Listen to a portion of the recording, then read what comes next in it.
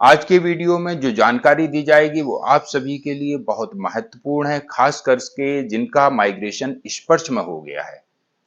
जिनका माइग्रेशन स्पर्श में हो गया है, ये वीडियो उनके लिए बहुत ही महत्वपूर्ण है। एक एक डिटेल को आप बारीकी से देखिएगा, समझिएगा।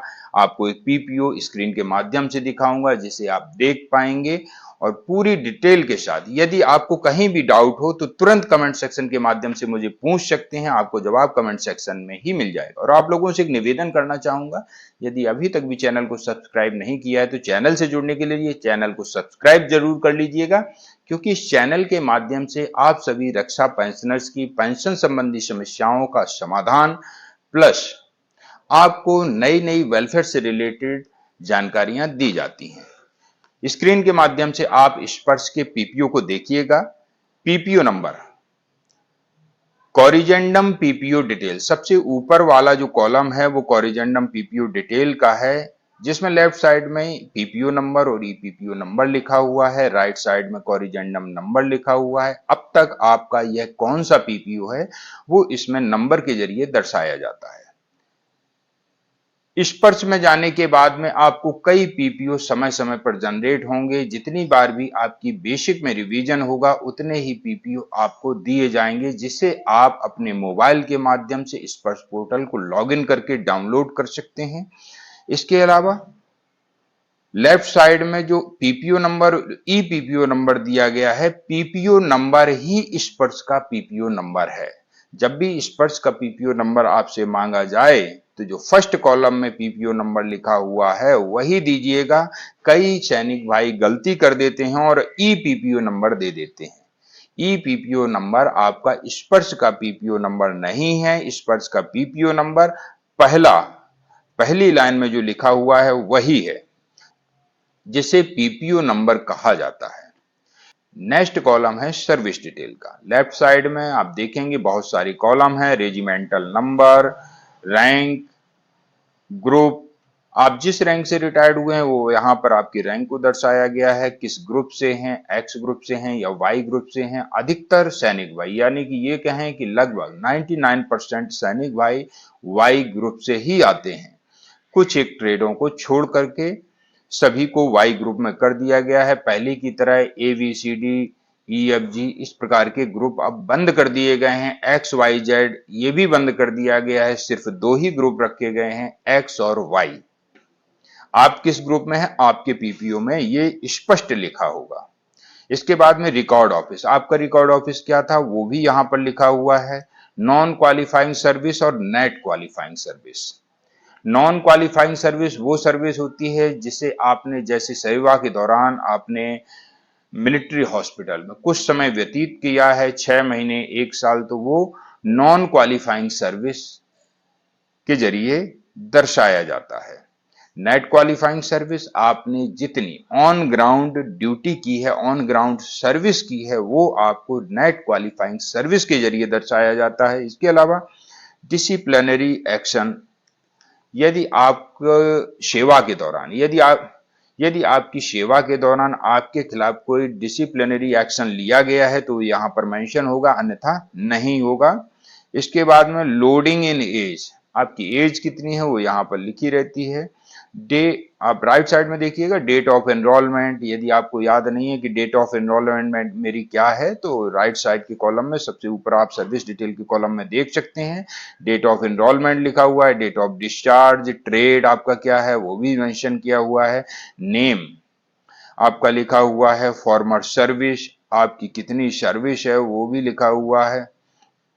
Farmer service, clause of discharge. कई सैनिक भाइयों से ये कई बार प्रश्न किया जाता है या कई फॉर्म भरते समय भी ये डिमांड की जाती है कि क्लॉज ऑफ डिस्चार्ज लिखिए, तो उन्हें पता नहीं होता है कि क्लॉज ऑफ डिस्चार्ज कहते किसको हैं। इस पीपीओ में उसे स्पष्ट तरीके से दर्शाया जाता है। यदि आप एट ऑन रिक्वेस्ट है, प्रीमेचर रिटायर्ड हुए हैं तो लिखा होगा एट ऑन रिक्वेस्ट। यदि आप सर्विस पूरी करके रिटायर्ड हुए हैं तो लिखा होगा ऑन कंप्लीशन ऑफ टेन्योर। यदि किसी अन्य मेडिकली कारण से आप डिस्चार्ज हुए हैं तो वो भी यहां पर मेंशन होता है। किसी का इनवैलिड पेंशन के नाम से मेंशन होता है, किसी का किसी नाम से। कम्यूटेशन रिकमेंडेड, यदि आपने कम्यूटेशन लिया है तो यस लिखा होगा, अन्यथा नो लिखा होगा। इसके बाद में नेक्स्ट कॉलम आता है personal detail. Date of birth आपकी लिखी है, आधार नंबर लिखा हुआ है, मोबाइल नंबर और कम्युनिकेशन परसेंटेज, एड्रेस। इसमें सबसे अधिक महत्वपूर्ण है आपकी date of birth.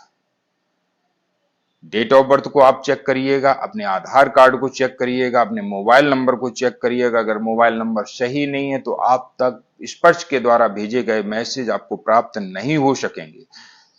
Commutation percentage ये कोई महत्व इतना नहीं रखता है, लेकिन जो मैंने आपको ऊपर बात बताई है इसे जरूर गौर कर लीजिएगा।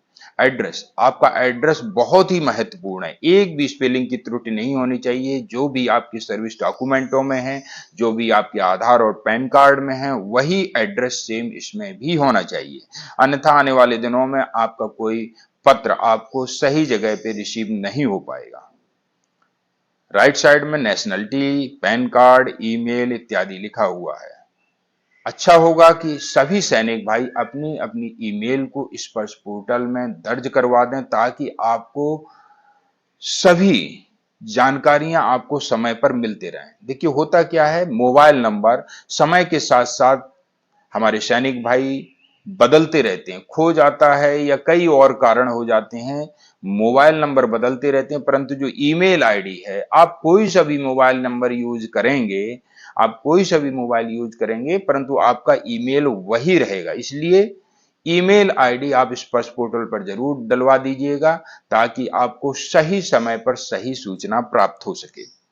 मैसेज के जरिए आपको उतनी सारी जानकारी नहीं मिल पाती है जो कि ईमेल के द्वारा मिल जाती है। इसके अलावा नेक्स्ट कॉलम है पे डिटेल का। इसके अलावा नोशनल पे डिटेल्स जो कॉलम दिया हुआ है, फर्स्ट कॉलम है पे लेवल। पे लेवल आपका कितना है, 05 लिखा हुआ है। इसमें मिलिट्री सर्विस पे आपकी कितनी है, 5200 लिखी हुई है। क्लासिफिकेशन अलाउंस कितना है, इसमें 300 लिखा हुआ है। किसी का 425 होता है, किसी का 625 होता है, इस प्रकार से लिखा होता है। पे इन पे मैट्रिक्स राइट साइड में लिखा हुआ है, जो कि आपकी बेसिक पे है, एक्स ग्रुप पे, लास्ट एमोलमेंट ड्रॉन है, आपने कितना लिया था। लास्ट एमोलमेंट ड्रॉन मतलब बेसिक पे प्लस मिलिट्री सर्विस पे प्लस क्लास पे, ये लास्ट एमोलमेंट ड्रॉन हो गया। डिमांड डिटेल में RDR demand, non RDR demand, motor car advance mode over issue of पे एंड अलाउंसेस, ये सब लिखा हुआ है। नेक्स्ट कॉलम है स्पाउस डिटेल, जो कि बहुत ही महत्वपूर्ण है। पूर्व सैनिक की डेथ होने के बाद उसके स्पाउस को, उसकी पत्नी को जो पेंशन मिलती है, यदि आपकी इसमें डिटेल सही नहीं है सर्विस रिकॉर्ड में, तो ये पेंशन मिलने में उतनी ही मुश्किलें आती हैं।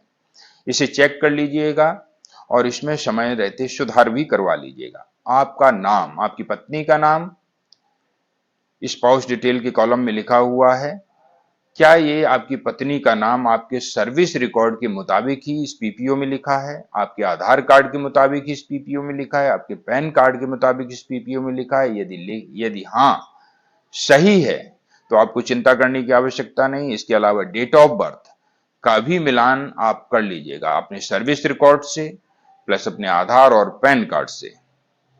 आधार नंबर यदि आपका इसमें मेंशन नहीं है तो आधार नंबर को भी आप स्पर्श पोर्टल को लॉगिन करके दर्ज कर सकते हैं, या फिर जिला सैनिक कल्याण बोर्ड के माध्यम से चिट्ठी भेज करके अपने रिकॉर्ड ऑफिस के माध्यम से इस पीपीओ में दर्ज करा सकते हैं। मोबाइल नंबर आपका क्या था वो इस पीपीओ में लिखा हुआ है, यदि ये अब नहीं चल रहा है तो इसे भी चेंज करवा लीजिएगा, यदि चल रहा है तो ठीक है। मैरिटल स्टेटस लिखा हुआ है, नेशनलिटी, पैन कार्ड, ईमेल, ये सब लिखा हुआ है। स्पाउस डिटेल के कॉलम में जो भी मैंने आपको जानकारी दी है ये स्पाउस से संबंधित है। कई भाई सैनिक भाई गलती कर देते हैं कि डेट ऑफ बर्थ जो स्पाउस के कॉलम में लिखी अपनी लिखा देते हैं, या आधार नंबर अपना लिखा देंगे। ऐसा नहीं है। मोबाइल नंबर तो किसी का भी हो सकता है, परंतु मोबाइल नंबर चलना चाहिए। और दूसरी बात बता देता हूं कि मोबाइल नंबर वही हो जो आपके आधार कार्ड से लिंक हो। इसके अलावा यदि मोबाइल नंबर लगाएंगे तो भविष्य में समस्याओं का सामना करना पड़ेगा। नेक्स्ट कॉलम है करंट बेनिफिशियरी डिटेल। कौन इस समय वर्तमान में पेंशन ले रहा है, पेंशनर्स का नाम लिखा हुआ है, सर्विस पेंशनर्स हैं तो उनका नाम लिखा होगा, फैमिली पेंशनर्स हैं तो उनका नाम लिखा होगा। बैंक नेम, किस बैंक से पेंशन ले रहे हैं वो भी लिखा होगा, बैंक एड्रेस, बैंक जो ब्रांच है वो कहाँ पर है उसका एड्रेस लिखा होगा, आईएफएससी कोड और अकाउंट नंबर के साथ में ये करंट बेनिफिशियरी डिटेल आप देखिएगा। यदि इसमें कोई भी त्रुटि है, वैसे इसमें त्रुटि होती नहीं है, परंतु त्रुटि है तो उसे भी आप ठीक करवा सकते हैं। इसके बाद में नेक्स्ट कॉलम है करंट पेंशनरी एंटाइटलमेंट्स। हाँ, अब इसमें लिखा हुआ है टाइप ऑफ पेंशन, जो कि बहुत ही महत्वपूर्ण है। कई जगह फॉर्म फिलअप करते समय टाइप ऑफ पेंशन का जिक्र आता है कि आपको किस प्रकार की पेंशन मिलती है। यदि आप सर्विस पेंशनर्स हैं तो सर्विस पेंशन लिखिएगा, यदि आप फैमिली पेंशनर्स हैं तो आप ऑर्डिनरी फैमिली पेंशन आपको मिल रही है, इनहेंस्ड रेट फैमिली पेंशन मिल रही है, या फैमिली पेंशनर्स हैं या स्पेशल फैमिली पेंशनर्स हैं, इसके लिबरलाइज्ड फैमिली पेंशनर्स हैं या किसी अन्य प्रकार के फैमिली पेंशनर्स हैं, तो वो यहाँ पर टाइप ऑफ पेंशन में मेंशन होता है। इसके अलावा recurring payment, element payable. First column है सर्विस पेंशन का, आपको वर्तमान में सर्विस पेंशन कितनी मिल रही है वो लिखा हुआ है, और पीरियड ऑफ ग्रांट कब से आपको लागू है, तो with effect from 1 July 2019 for life. इसके बाद में FMA for service pensioners, service pensioners को जो एफएमए मिलता है वो यहाँ पर दिखाया गया है कि 1,000 रुपए आपको एफएमए मिल रहा है, यानी इन्होंने ईसीएचएस कार्ड नहीं बनवाया है, इसलिए यहाँ पर एफएमए इनका दर्शाया गया है। जिनका ईसीएचएस कार्ड बना हुआ है तो एफएमए को बंद करवाना अनिवार्य होता है, अन्यथा बाद में रिकवरी होने का खतरा लगातार बना रहता है। ये कब से लागू है वो भी यहाँ पर दिया गया है। इसके बाद में कॉरिजेंडम डिटेल में आप देखिएगा कि वही सारी जानकारियां जो अभी आपको मैंने बता दिया है। यदि आपकी पेंशन में कोई सुधार होता है तो आपको ओल्ड वैल्यू और न्यू वैल्यू के माध्यम से दिखाया जाता है, और सबसे नीचे आप अपने पीपीओ में जो अति महत्वपूर्ण बात देखेंगे कि ये आपका पीपीओ जो कॉरिजेंडम नंबर 1 है ये कब जनरेट हुआ था। क्योंकि मैं जब उनकी पेंशन संबंधी समस्याओं को सुलझाने के लिए लेटर लिखने के लिए जब उनसे पीपीओ मांगता हूं तो कई सैनिक भाई अपना 2021-2022 वाला पीपीओ दे देते हैं, परंतु देना ओआरओपी के बाद वाला पीपीओ चाहिए, क्योंकि अब ओआरओपी 3 लागू हो चुका है तो अब उन्हें ओआरओपी 3 का पीपीओ देना चाहिए, परंतु दे देते हैं ओआरओपी 2 का। इसकी जानकारी कैसे पता चलेगी, सबसे नीचे नीचे लाइन में लिखा होगा it is a computer generate documents generated on 29 जनवरी 2023। 29 जनवरी 2023 लिखा है तो निश्चित ही ये ओआरओपी 2 का पीपीओ है, क्योंकि उस समय ओआरओपी 3 लागू नहीं हुआ था। ओआरओपी 3 कब लागू हुआ था, जुलाई 2024 से। जुलाई 2024 में ओआरओपी 3 जुलाई 2024 से ओआरओपी 3 लागू हो गया था। यदि इसके बाद की आपके पीपीओ में डेट लिखी हुई है तो मान लीजिएगा ये ओआरओपी 3 का पीपीओ है। इसके अलावा आपको पेंशन संबंधी या पीपीओ से रिलेटेड कोई भी डाउट है तो आप मुझे कमेंट सेक्शन के माध्यम से बता सकते हैं, आपको वहीं पर जवाब दे दिया जाएगा। और किसी भी प्रकार की पेंशन संबंधी समस्या है, थक हार करके घर बैठ चुके हैं, आशा निराशा में बदल चुकी है, तो हताश मत होइएगा, एक बार और प्रयास करिएगा, आपको निश्चित ही सफलता मिलेगी। अगले वीडियो में ऐसे ही नई जानकारी के साथ फिर मिलूंगा। और हाँ, आप लोगों से एक निवेदन करूंगा, यदि जानकारी अच्छी लगी हो तो इसे अन्य सैनिक भाइयों तक भी शेयर कर दीजिएगा। धन्यवाद।